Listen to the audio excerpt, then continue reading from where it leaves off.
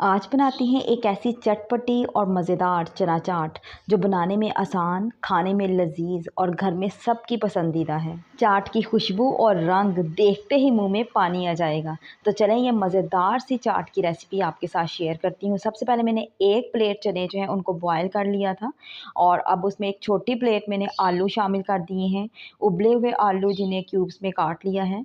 और इसके साथ ही मैं इसमें शामिल करूँगी प्याज और टमाटर। तो ये एक छोटा प्याज मैंने बारीक सा काट लिया था और एक मीडियम साइज़ का टमाटर है वो मैं इसमें डाल लूँगी। टमाटर के बीज निकाल के फिर इसकी कटिंग की थी।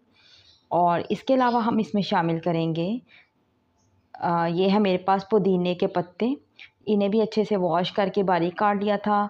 और अब मैं इसमें शामिल कर रही हूँ नमक, लाल मिर्च पाउडर, थोड़ा सा मैं इसमें कुटी हुई लाल मिर्चें भी शामिल करूँगी।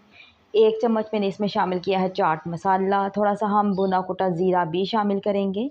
और इसके साथ ही मेरे पास 1 प्याली है इमली का पानी, तो ये भी मैं इसमें शामिल करूँगी। इमली का पानी और नींबू का रस दोनों चीज़ें अगर हम चाट में शामिल करते हैं, तो चाट बहुत ज़्यादा मज़ेदार और चटपटी बन जाती है। मैंने इसमें हरी मिर्चें शामिल नहीं की क्योंकि मैं ये बच्चों को भी दूँगी, तो अगर आपने खानी है अपने लिए तो आप लाज़मी इसमें हरी मिर्चें शामिल कीजिएगा, हरा धनिया शामिल कीजिएगा।